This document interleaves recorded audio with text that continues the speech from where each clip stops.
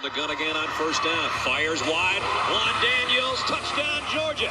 This is your favorite receiver, Juan Daniels, and you're listening to the DGD Podcast with my man, Robert Reynolds. Go Dogs.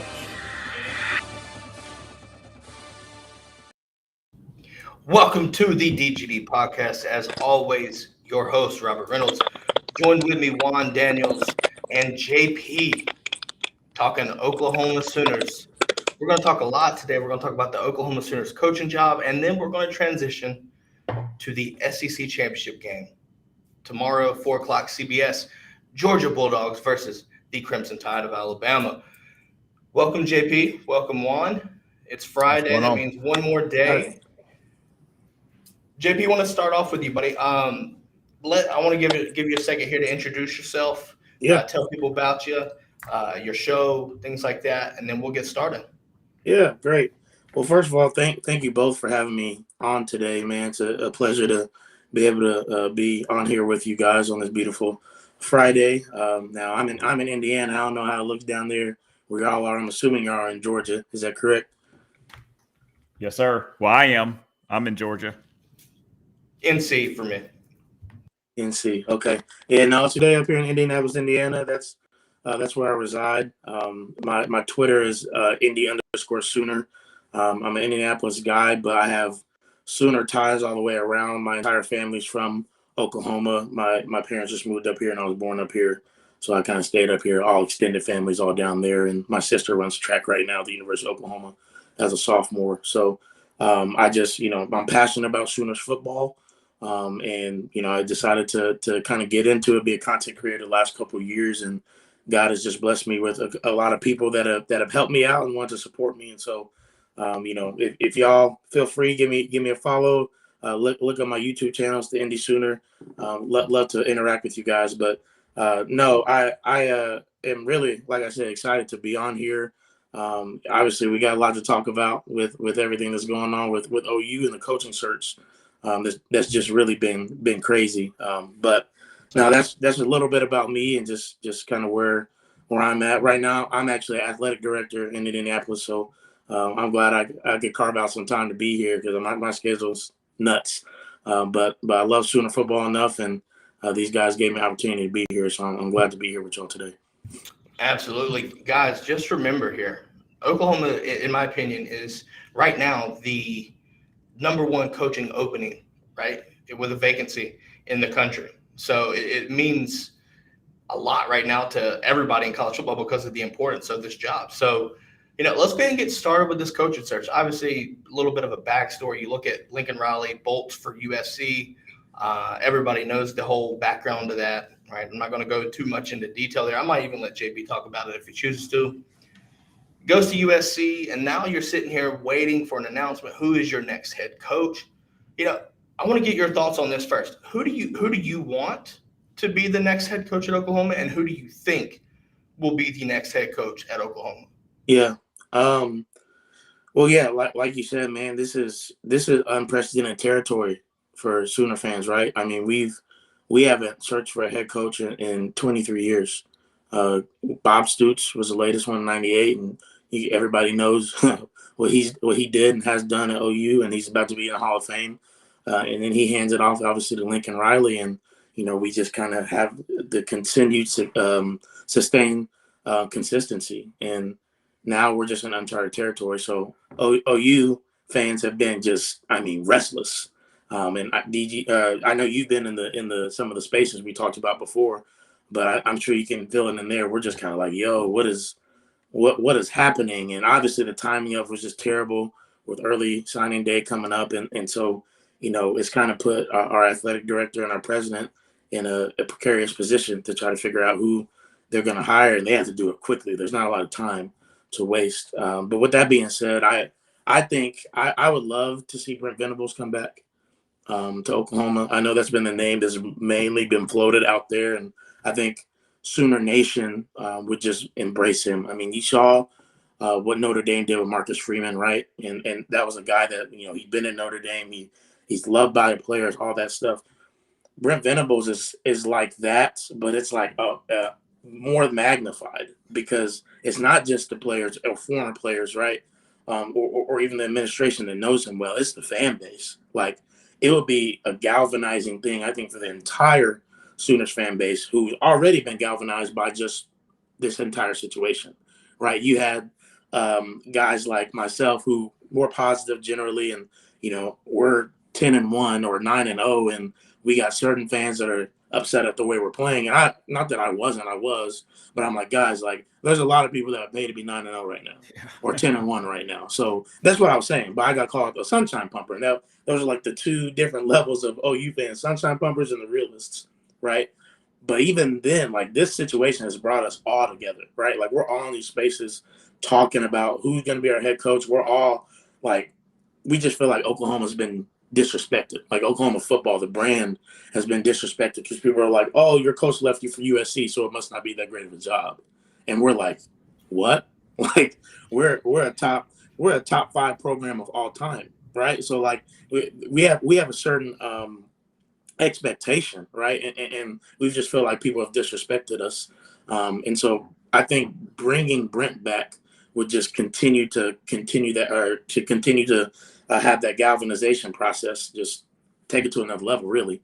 And then obviously the other name I've been hearing, I'm sure you guys have been hearing too, that people are kind of obsessed with is y'all's boy Dan Lanning.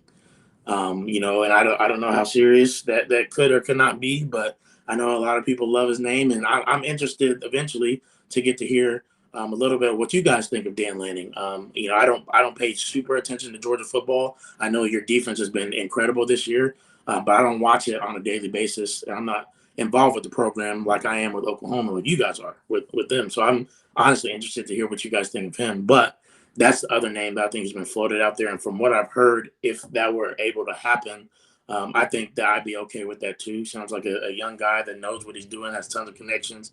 Sounds like a great recruiter. I know that Caleb was really close with him when he was being recruited to Georgia. And some people have even said that, we want to keep Caleb Williams around, obviously. And so, is that something that we can do? Is that a direction that we can go?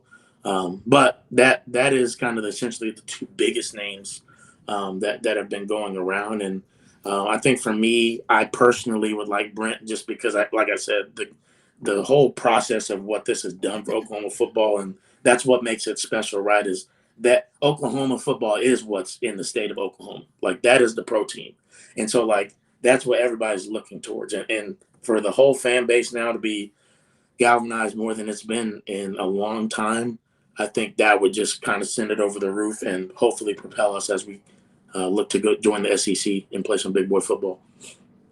Yeah, look, I heard Lanning as well. And honestly, I think it would be interesting to see him go. I think Kirby has built this program to see it similar to what Bama has to deal with, and that's losing coordinators, things like that, and reloading with another guy. I could see Lanning go, but in my opinion, I think Venables might be the guy, but we'll see, right? I know there's a lot of theories and in Twitter Spaces, guys. If you just listen into it, it is wild, and it's been like that for days now. But we had Kenneth Murray in there last night, right? A guy that plays for the Chargers, was a middle linebacker for Oklahoma for 2.5 years. One of the best linebackers we've had in a long time. Was a first-round pick. Was in there. George Foreman. I found out George Foreman was in there last night, which I was like, what? Like, it's nuts, the people that come in there. And I was telling people, I was like, man, like, some of these OU insiders going to ask for the Twitter space to be shut down because there was recruits in there too, and they was being candid. And I was like, they're going to ask for like Twitter to shut this space down because I don't know if anybody's going to pay for a paywall site now. Like, we get more information for free on Twitter Spaces than we do in the paywall site sometimes. So no, but you're right, man. The spaces have been nuts. And I know Juan, I want to get your thoughts on the potential coaching hire, right? I could see Lanning go. Do you think this would be a job that he would leave for, or do you see him sticking around and kind of pulling a Brent Venables and sticking around being the DC until the perfect job opens up? It just depends. I mean, here's what's great about the Oklahoma job and what's enticing is the fact that they're going into the SEC. So that's going to be something that's great for Brent Venables and both, Lanning, where, they're defensive guys. And when you get into the SEC, defense is what dominates. And if you go back to when Stoops was at Oklahoma, think about their first national championship, beating a really good, talented Florida State team, holding them to 2 points. It was a 13-2 victory. But guess what? Even back then, defense wins championships. And you look at how good Georgia is. They're built on their defense. Brent Venables, if you look at it, they, with a Clemson team that is not as talented, held Georgia to 3 points. So he's going to be that guy for the job. He's a huge, attractive look for Oklahoma. He's going to get the right people in place. The same thing with Lanning. I think, though, with Brent Venables, I think the Oklahoma faithful, the fan base, they're going to rally behind him, and they're going to have faith in there because look at how attractive is Brent Venables to hold the big, bad, mighty Georgia Bulldogs right now, who is on top of the world, to 3 points. Hey, why would I not want to, hire this guy? And I just think he's going to be huge. He knows what it takes to play in the SEC. Again, it's going to be defense. Defense is big. He's going to be able to get those recruits. He is going to, be able to have those guys rally. Then all of a sudden, hey, we want to be a part of something special. Everybody knows Oklahoma can score points, gobs and gobs and gobs of points. So imagine Oklahoma scoring gobs and gobs of points and then shutting their opponent down. Man, that's going to be something that's very attractive. So watch out for Oklahoma if they do get Brent Venables. Absolutely. Yeah, no.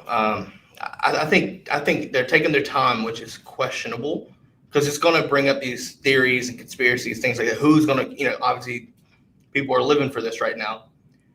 But I think taking their time can be good and bad here. JP talked about this and said that, with early signing day, things need to rebuild this class. I completely agree with that. But also for the state of the program, getting the right guy to come in and keep the success, maintain the success, and not even maintain it, continue the success, right? Especially coming. So you have to get the right guy. You have to get the right guy. Yeah. And why I think a defensive mind, and two of them are being talked about right now. SEC is known for its defense. You need to recruit better on defense. Get a guy like Brent Venables or Dan Lanning. That's going to happen. Now, the offensive hires for the coaching staff would be crucial. But defensively, you need to set yourself up because Oklahoma's defense has been not great this year. And that you can get away with that in the Big 12. But when you come to the SEC, you can't get away. It will show up, and bad news comes from that. Yeah, look at Ole Miss. Ole Miss, I mean, they're a high-scoring team, but unfortunately, they just can't stop anybody. Yeah. So, that's something. The other thing too, with the December 15th recruiting early signing, they need to get somebody in there yesterday so that they can keep those signees that they were, that they had, and maybe get some of those guys back. Get Brent Venables on the road, let him go up there, show his face, and just really make a play for those recruits. He's got a great name. Everybody knows that Clemson in the past 4 or 5 years have just been at the top of everything. So you're getting a great guy. You're getting a great hire. But again, that decision needs to happen yesterday as this December 15th early signing is about to take place. Yeah, no, and that again, that kind of is the crux of this whole thing. It's the worst timing. Like, not only first of all, this is unprecedented, right? Like Lincoln jumping to go to USC, and then obviously Brian jumping Notre Dame and go to LSU. Like those things typically do not happen, and they typically also do not happen in the time frame that they did happen. And so I know that, I told Sooners fans that we've been in spaces talking about it, like, man, like we do got to move. And I know that there are rumblings that most likely announcement will probably happen Saturday or Sunday. That's what we've heard. But I think that ultimately the thing that I told Sooner fans that sets us apart from like a Tennessee, a Texas, a Nebraska, and some of their hires, right? And because people are like, man, if you don't get this right, you could be going that way. Is that we have a great administration. That's what those programs have struggled with, their administration. Our administration has been great. Joe Castiglione is well regarded as one of the best athletic directors in the country. And so this is going to be a legacy hire for him. But, he is the guy that hired Bob Stoops, right? He is the guy that, helped say, okay, Lincoln Riley's probably going to be the guy that's going to lead us and have some sustained success. So, like, we do trust him. Is it antsy? Yes. But I think we do trust he's going to get the job done. I also know for a fact that Brent Venables wants the job. And I think that if we offer it to him, he's going to accept. So that has been going around in Sooner circles is, have we even offered it to him? Because if we did, you would think that it would be announced by now. But also at the same time, the way Joe Castiglione works, nobody ever knows what he's doing. Like that's always been the case. Nobody ever knows what he's doing. He throws a ton of smoke. I mean, you thought USC AD did a great job with Lincoln, which he did with, nobody knew anything. Joe C's like that as well. So I wouldn't be surprised if, it was somebody at the left field, if it was Brent Venables. And now, because we took so long, people think it's not. Who knows? But I think, hopefully we'll find out here soon in the next 48 hours. No, I think, like I said, we'll wait to see what happens. I think Oklahoma's going to get the right guy. That's, in my opinion, the reason why they're taking their time.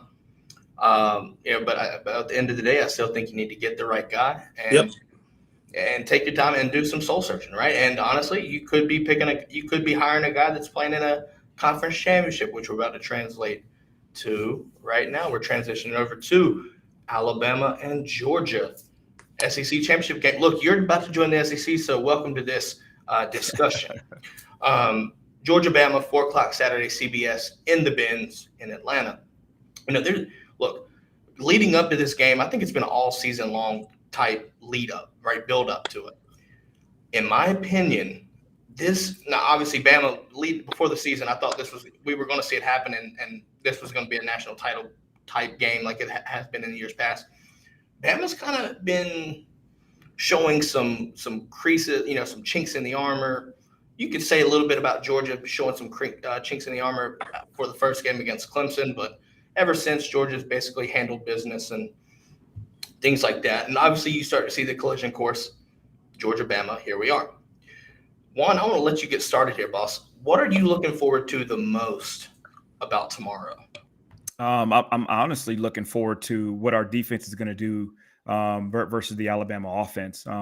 That's the part I'm most excited about. If you actually go and look at that Texas A&M game, Texas A&M bullied Alabama up front, and they got a lot of pressure on Bryce Young. They sacked him 4 times. I mean, there was probably multiple amounts of hurries that they had. The difference is in that Texas A&M game. I mean, they had a huge lead on them. They gave it back. And then, then Arkansas comes down and wins at the end. If we get a lead on Alabama, I think it's going to be curtains. I mean, it's going to be tough for them to try to come back and do what they were doing against these other teams, versus our defense. And also, too, you look at their production and how we match up versus those other teams, the Arkansas, the Floridas, and those teams that Florida's really struggled with. That it's going to be tough. It's going to be tough for them. And I think that whole, Alabama owns us attitude, and Alabama is going to come up and they're going to play. I mean, I think those days are over. Absolutely. I'm just going to tell you this right here. I'm excited for it. And I think I'm ready for the players because I know they're excited for it. In my opinion, you can see the playoffs being the end goal, which I think it is. But you can't tell me that, and Juan, you being a former player, you cannot tell me that these players they're being told to focus week by week, but they have been having their mindset on Atlanta to get this elephant off the bat. Yeah. You just know it's coming. And you know what? And it's plagued us, right? It's been the ghost that has plagued us for years, especially since Kirby's gotten here. This is the time to get it off of your back and be done with it. That's just the way it needs to be.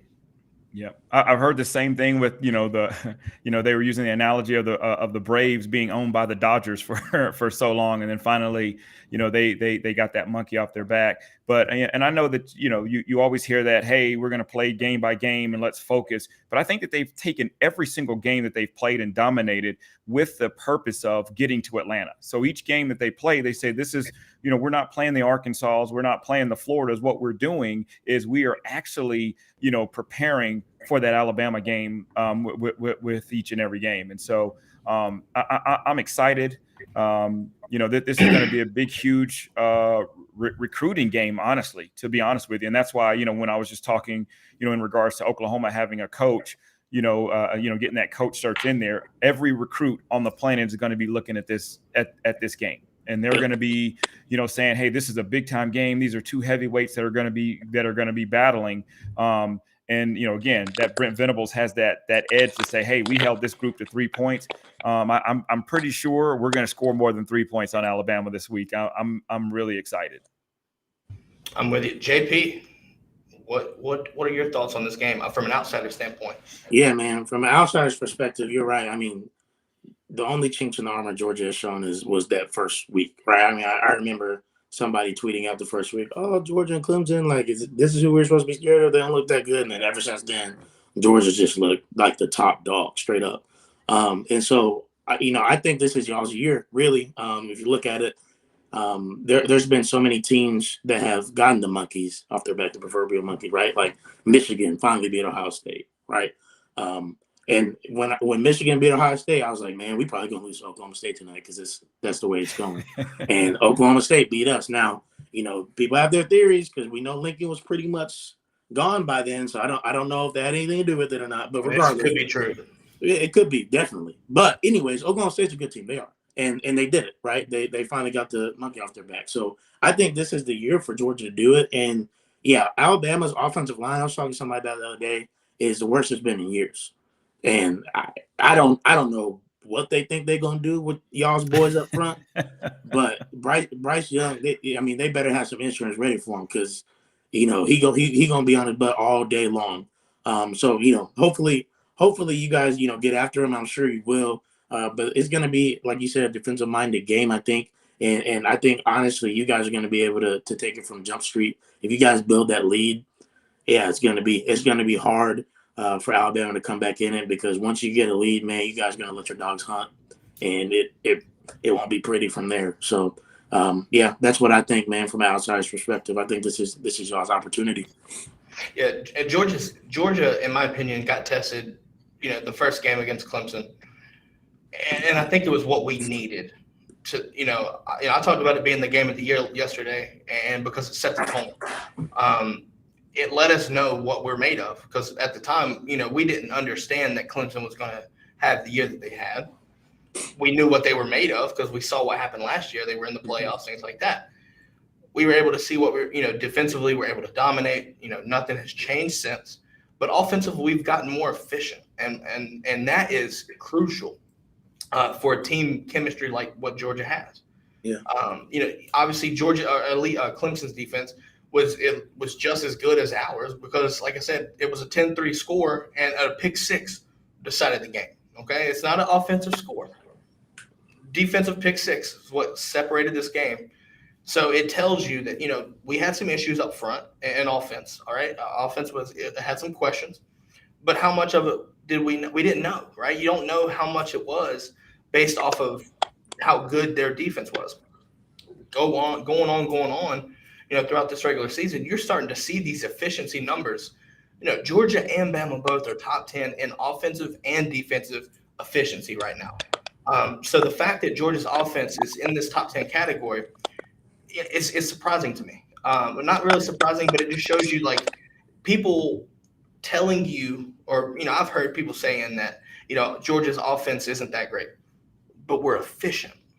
Our defense gets people off the field, and then we capitalize, which is why our scoring margin is so high right now, right? Defense is when you sit there and you don't let the team score points at all, or that many points, but you're able to capitalize and you score 30 plus, almost 40 points a game.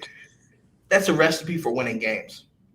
And and honestly, since this regular season's over now, we've seen the offense come to fruition. We've saw breakouts from guys like Brock Bowers, for sure. Lad McConkey, A.D. Mitchell, right? While you have guys like Jermaine and Pickens down, but now you're starting to see, look, Pickens came back and played. Didn't do much on the stat line, but he played. And I'm expecting him Saturday to have a huge impact, whether he catches a ball or not, because now you have to game plan against that, which is another weapon in Georgia's offense that makes this offense scary to defend. Juan, we'll talk about this right here. What are some keys to victory? Maybe one or two. What are some keys to victory for Georgia to win the SEC championship game? Well, first and foremost, it's going to start with the defense, right? And this is a championship. Defense wins championships, and this is the first, step when it comes to it. Our defense just getting pressure on Bryce Young. I mean, and so listen, they've got three great receivers, Alabama does, and so the more pressure that we can get on Bryce Young, the better off we have, as as far as not letting him get the ball off. Some other advantages that we do have, though, is the fact that their running back is kind of hurt. He's kind of banged up. So right now they only have one scholarship running back. So that's going to be a huge key for us. And then offensively, just do Georgia football things, right? Just take care of the ball. This is not the game where we need Stetson Bennett to try to fit the ball in tight windows or throw long passes. We don't need him to do that. Just be, like you said, just be efficient. Let's just run the football, and let our backs do the work, right? Lining Cook up in the outside, or lining them up in the slot, and just giving them some short passes, and just let your big guys just go to work. Also, too, you got big George Pickens out there. He's gonna draw some attention, some big time attention. So allow Brock Bowers and McConkey and those guys just to do whatever they need to do. So you have a huge opportunity. You have a lot of weapons, a lot of things that you can do. Obviously Monken is not going to overthink it. He's just going to do what he's been doing all year. I know that he has an excellent game plan. So again, it starts with the defense, and then, offense, just do what you need to do just to secure the victory. And I want to talk over here with the brigade a little bit. Mark, I don't know how to say this name, so I'm not butchering it, but Mark, I'm going to call you Mark for short, asked, how old is Georgia's defense? It's a mix right now. If you're looking at starters, you have guys that we're expecting to lose. Jordan Davis, Devontae Wyatt. Who knows who's going to get drafted, right? You're looking at Nakobe Dean, more likely to get drafted, Lewis Singh, Chris Smith. So you're going to lose a lot. But here's the fun part about this. You have guys that are coming back next year that are already difference makers. You look at guys like Jalen Carter. He's a sophomore right now, so he'll be a junior next year. And I would expect him to kind of take over that role. Maybe not to the same level, but definitely fill in on that defensive line. But then you've also got guys that are in the 2 deep and 3 deep. You're looking at guys like Smile Monda, right? You look at Jonathan Dumas-Johnson. You still got Keely Ringo on the outside. This defense is loaded with, seniors all the way down to freshmen with the incoming class, right? Obviously the safeties are going to be interesting to see from a recruiting standpoint. But when you look at this recruiting class for the 2022 cycle, it's absolutely littered with elite defensive back talent. So this is, obviously, Juan, we've talked about this. This is why recruiting matters. Hey, Dan Mullen, by the way, just saying. Anyways, you have to understand that, like, there's going to be guys that are coming back, right? So that it's not going away. You're taking the Bama blueprint basically, and you're putting it in Athens, in my opinion. Juan, do you have anything else to contribute to that? No, that's it. But I mean, and then of course, when you add the recruiting part of it to it, here's one thing that I did notice, and it's a matter of what is Georgia doing? What are they doing at Georgia? For the last probably 3-4 years, Alabama's had the top recruiting class. And I want to say last year, that 21 class, they said that, that recruiting class was probably the best that Alabama has ever had. And then for them to be struggling as bad as they are right now with all these top recruiting classes, just means that, Georgia's doing something really, really good. And so that's going to be another thing too. So, obviously we're going to be losing some guys, but then of course this recruiting class and how they're coaching them and what they're doing is going to be something special. So no disrespect, JP, but we want to keep landing. You guys can have Brent. No, but listen, I mean, but that's what I want to hear, right? Like, if you didn't want to keep him, I'd be concerned. So right, absolutely, bro. Like, hey, I got a question for you guys real quick. Obviously, I know we've been talking about Georgia, but obviously, Alabama has a dude that I think is pretty special, Will Anderson. Are you guys concerned? I mean, he's one of those guys that can be a game record, right? Are you guys concerned about him at all? Do you think they're gonna try to double team him a lot, slide protection towards him, run away from him, or do you think you guys are just gonna play straight up?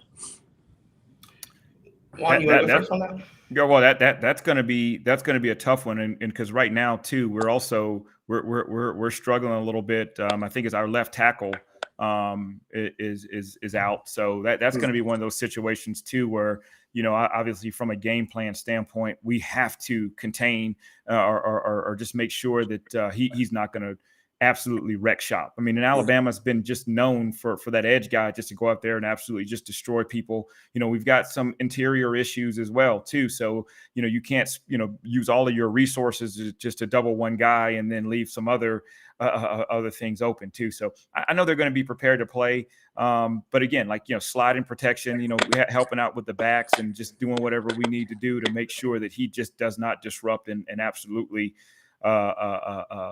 dismantle, what we're trying to accomplish offensively. Yeah. No, I think you have to game plan for this guy, right? There's a reason why he's in the Heisman discussions. He's a great player, really great player. But look, and Bama's defense is loaded with talent too. But obviously you look at where they are, and there's some mismatches, and we'll talk about this in just a second. There's some mismatches that both teams are going to have to win this game. You're going to have to exploit the mismatch and capitalize on these, right? Obviously, Will Anderson is the best player on Bama's team defensively, in my opinion, right now. You have Toa coming in from Tennessee. You have Dallas Turner as well. The list goes on, right? Kool-Aid, arguably the best name in college football, period, out there patrolling the secondary, Josh Joe, all these things like that, Jordan Battle, things like that. Look, the Bama defense is fine, right? Mhm. But there are some, like I said, but we've also seen games throughout the season that have kind of exposed some things, not really like exposing Bama because it's really hard to do that and capitalize on it. A&M being the lone one, and it took, let's just be honest, it took a midnight yell voodoo chant and a gust of wind apparently to beat them by a field goal, right? Looking at the situation, I'm telling you right now, Georgia, you have to game plan against it. Now, how are you going to do that? Do you run, probably outside zone, maybe run it outside zone, bring in, you've got 3 great tight ends. Bowers, Darnell, right? Darnell's going to be the key here, I think, because you put him on the right side and you block Will Anderson or let him try to do that with, you know what I mean, to slow him down. I think that's what you got to do.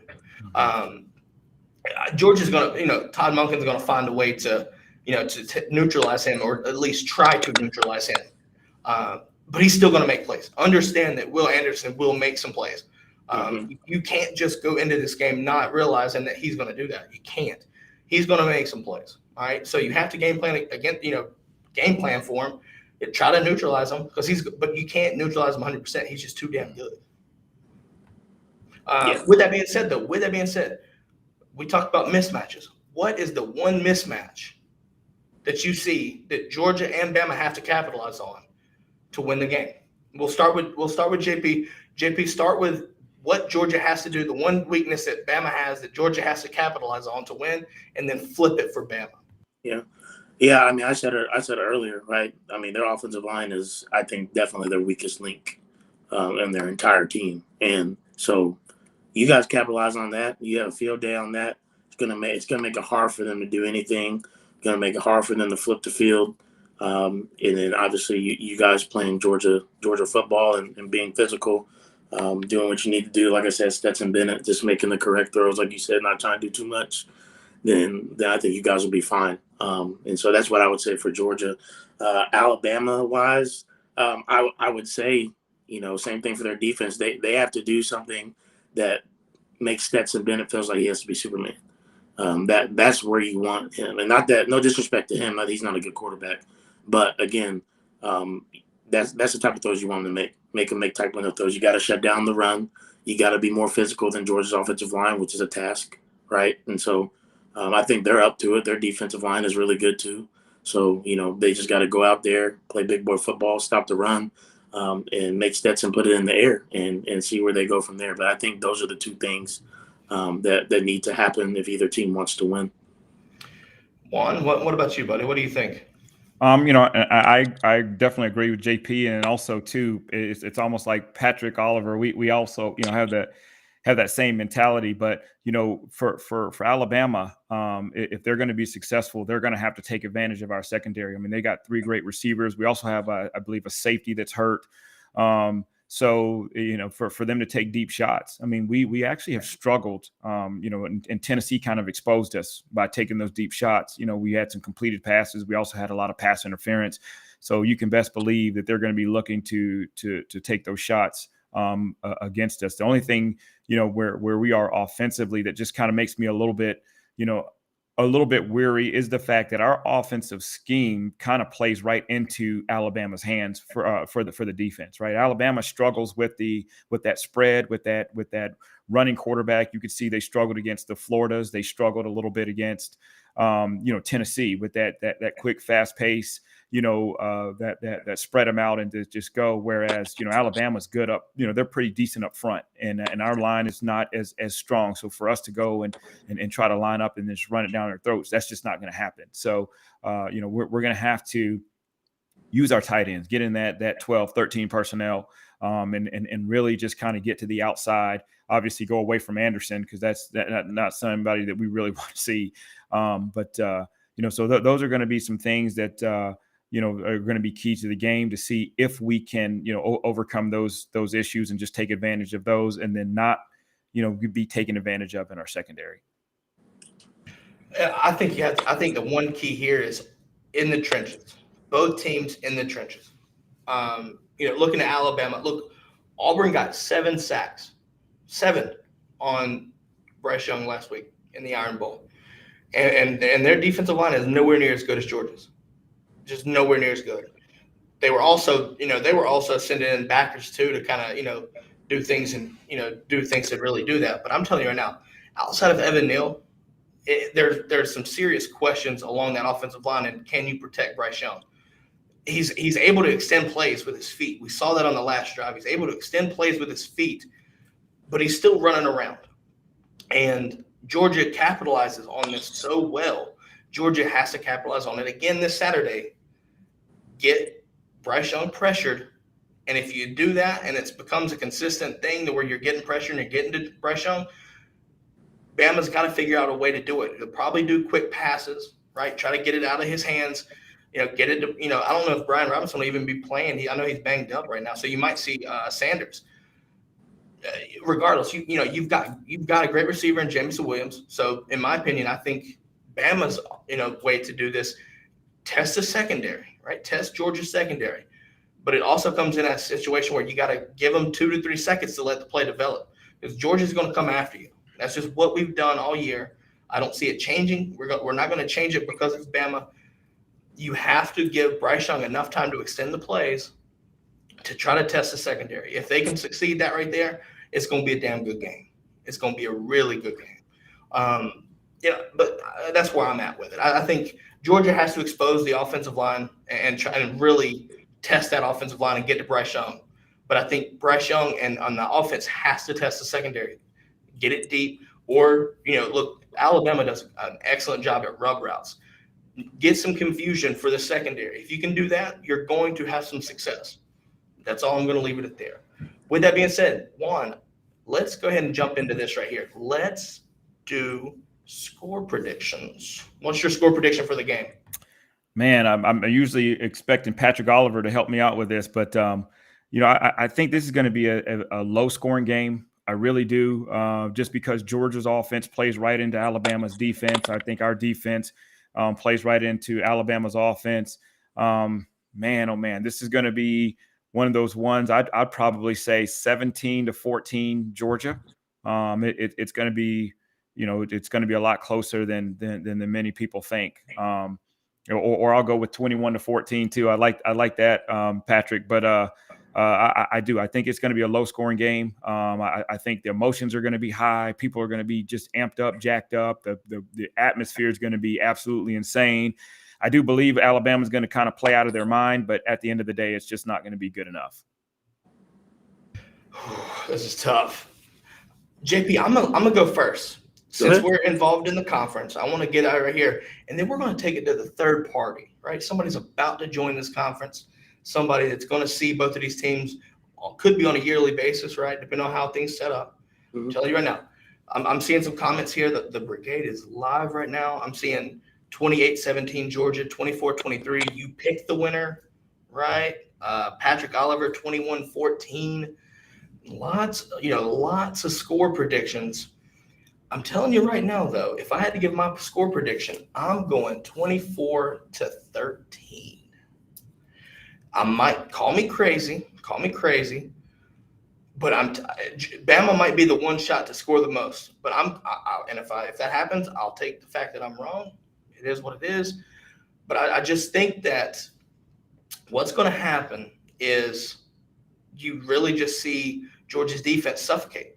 I don't see it stopping. I think their offensive line, or the offensive line for Alabama, as we bring back on JP, the offensive line is going to struggle. I know Alabama is loaded with talent, but to me, I just think that the defense is just going to be too swarming, in my opinion.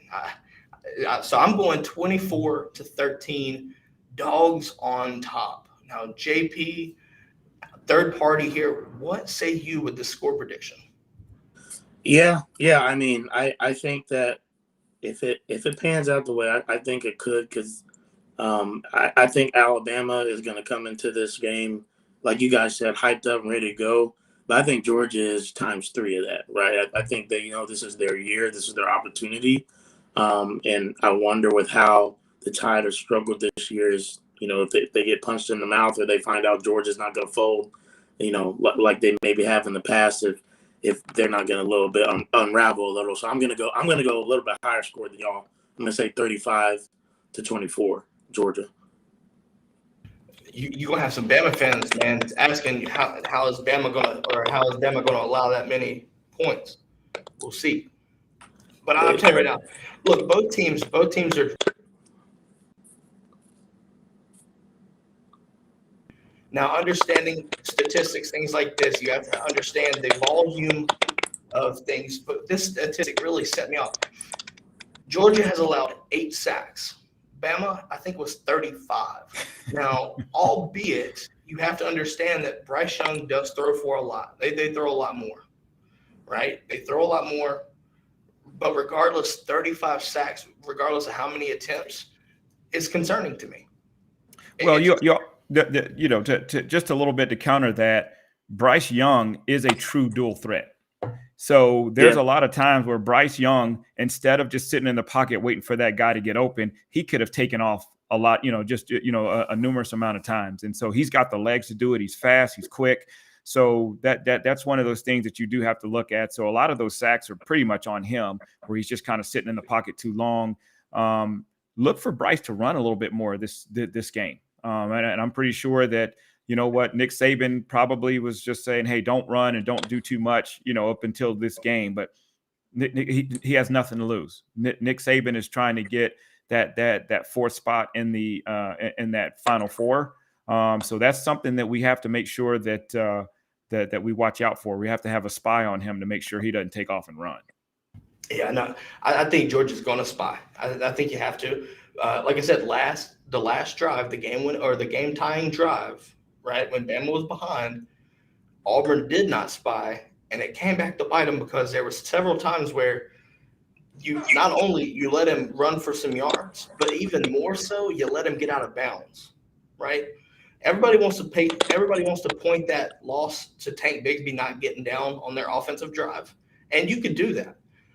But you still, on defense, you had a minute to drive. They had to drive the entire length of the field in about a minute, and not even a minute and a half. Yep. When you sit there, you have to get pressure on them, but also you have to keep them in bounds. A spy in that situation gets him down, right? Gets him down, because if you take a sack or you get tackled, because they didn't have any timeouts either. Take a sack, get right, spy him, or tackle him in bounds. You're looking at a clock situation that anybody would have a hard time navigating through. So Georgia's going to realize that, and Georgia's going to have a spy there. I just think you have to. Agreed. Absolutely. Yep. 100%. I think that Bryce Young is, like he said, true dual threat more than I thought. I mean, that guy's got moves. Yeah. Well, I mean, just watching him in high school. He was lights out in high school. I actually expected him to run a lot more once he, got to college. But even in their spring game, they were just saying that he wants to be more of a pocket quarterback. He wants to make sure he sits in the pocket, goes through his reads, which he does a lot of. But he's got some fire. He can absolutely take off and burn it up if he needed to. Yeah, man. Yeah. So I mean, you guys definitely have to have that spy. But if there's one defense y'all shouldn't be worried about in the NCAA, it's the Georgia Bulldogs, just to be real. So, I think you guys will be fine, and I think he'll probably be shocked at the speed of your defensive line. I mean, I know I wouldn't want Jordan Davis coming after me. Yeah. Oh, you're absolutely right there. We're going to read over it. Chicken 1515 asks, what team has the better kickers? I'm going to be honest with you. I think Will Riker. I really do. I love Pod Lesney. He won us a bowl game last year, but he's had some inconsistencies, and to me, it's kind of concerning. So I have to say Bama has in my the edge at kicker. Juan, which is unusual to hear Bama having a decent kicker. It really is.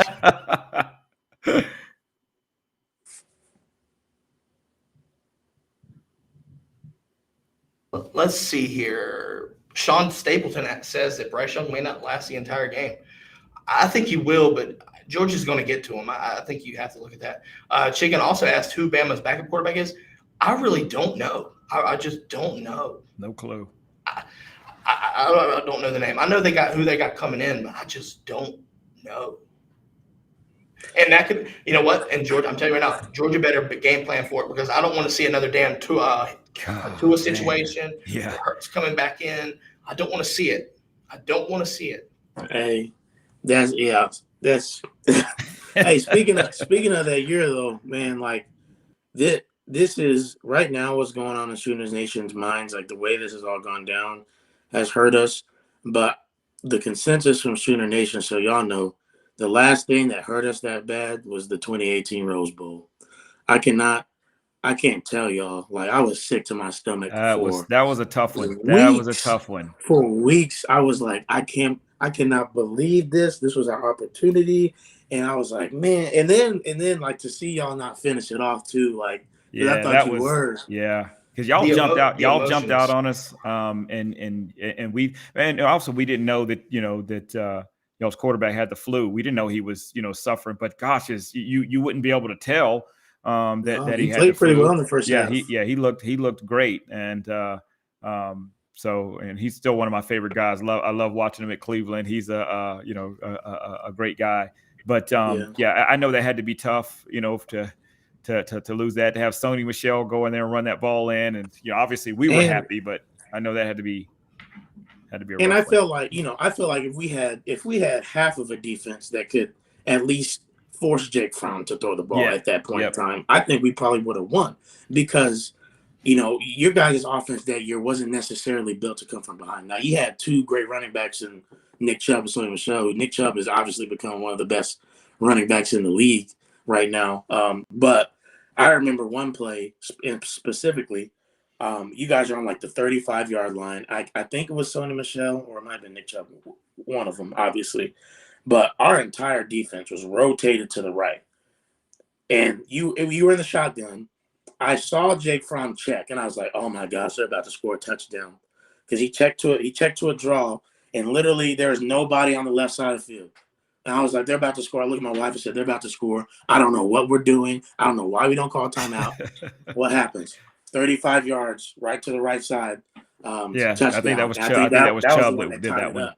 Yeah. Was it Nick Chubb? He said, yeah, I think so. Yeah. Well, that was the one that tied it up. Yeah. And I was like, well, they have the momentum now. Their defense has come out. They've rattled our offense in the second half because you had a great defense that year. I mean, I specifically remember, why is his name escaping me right now? Roquan. Man, he was all over the place that game. That's right. I was like, because I had heard about him, but he was the second half. He single-handedly, was wrecking our stuff. But I was like, man, like, where's this kid coming from? Like, he's all over the place, sideline to sideline. Rodney Anderson couldn't get anything going. It was a mess. But anyways, this is my first opportunity to really sit down with Georgia fans. Really vent it. I'm finally kind of over it with this new situation. But that one, man, that one sticks in my heart, and most of Sooner Nation hearts too. So right. Guys, I'm telling you right now, the feelings of the Rose Bowl win leading into the national title game to get it taken away like it did, and then losing the SEC championship game, these things are haunting. These guys take it personal, and I think Georgia wins. They go into the playoffs, and they decide their fate that way. But we're going to have to end the show, guys. Thanks, everybody, for coming out in the brigade. Look, I hope you enjoyed the show. Like, subscribe, follow. Look, catch us on wherever you listen to your podcast as well. JP, thank you for coming on and giving us some talk about this Trojan search at Oklahoma, man. Yeah. I needed that. Thanks for having me. Yes, sir. Hey, let everybody know where they can find you, man. Yeah, hey, so my Twitter is at @Indy_Sooner. That's at INDY_Sooner on Twitter. You can follow me on there. And then my YouTube is just Indy Sooner on YouTube. You can subscribe there. I do a show every Wednesday night, live stream, 9 p.m. Central Standard Time, JP and Trav show. My boy Travis Davison owns a couple of restaurants in Tulsa. But yeah, I so appreciated you guys having me on here. Juan, it was so nice to meet you, man. And yes, sir. hopefully I get to come and do it again. I'd love to talk to you more about your experience, even playing for the Bulldogs. Yeah. I didn't know that you played. So hearing that intro was dope. That intro was dope. I didn't know that was going to happen. Yeah. And I got a son, awesome. so my son's headed out to next year. He'll be out at Stanford, so he's gonna. He's got a scholarship offer to play quarterback at Stanford. So I'll be spending most of my money and time and efforts out on the West Coast. Man, that is amazing, man. No, Yeah. it's great to see and I'm sure you know it's great to see the next generation doing so well. I mean, my sister, like I said, she's a D1 track athlete at Oklahoma right now, and That's awesome. just I could have never imagined her being the type of athlete she is, man. Yeah. Like she was that was supposed to be me. I played college basketball at NIA college in Indiana, and she's supposed to be this little dainty thing. Next thing I know, I come back home from college and she winning state championships in Arkansas, right? Running the 100, 200, stuff like that. So I'm sure you're proud of your son, man. And I can't wait to see what he does at Stanford. That's so awesome. But thank you guys for real having me on here. Absolutely. Hey, guys, remember, tomorrow, 4 o'clock CBS, you can tune in to the SEC championship game where the Dogs take on the Tide. Juan, we're going to end it on something that we always do. We're going to talk about Kirby's Is it going to be the same? Is it going to be the same than what you hear against Florida? It's got to be. Oh, it's got to be. It's got to be, right? We're going to leave it up to him. This is his old boss, man, and this it's got to be. It's got to be. Absolutely. So what we're going to do here, guys, thank you for tuning in. Hope you enjoy the game tomorrow, and we will catch you on the next episode, guys. Go Dogs. Go Dogs. Let's go. I still remember like yesterday. Walking out of this bitch at the half. The look and the feeling I had. Looking at Tyson, looking at Stokes, looking at those guys. You know what, guys? This is our fucking year. We do it how we play. It's 0 to fucking 0, and you make them never want to play again. All that shit they're talking, I love it, Jamar. You didn't say shit. You don't say shit to them. You just laugh and point at the scoreboard. Let me get a picture, JD, pointing at the fucking scoreboard. Don't say shit to their undisciplined ass, because we are disciplined. And our ass still don't take the fucking shit out of them. Physically, I want to break them. I'm talking about fucking break these bitches on defense and offense. Let's go, defense.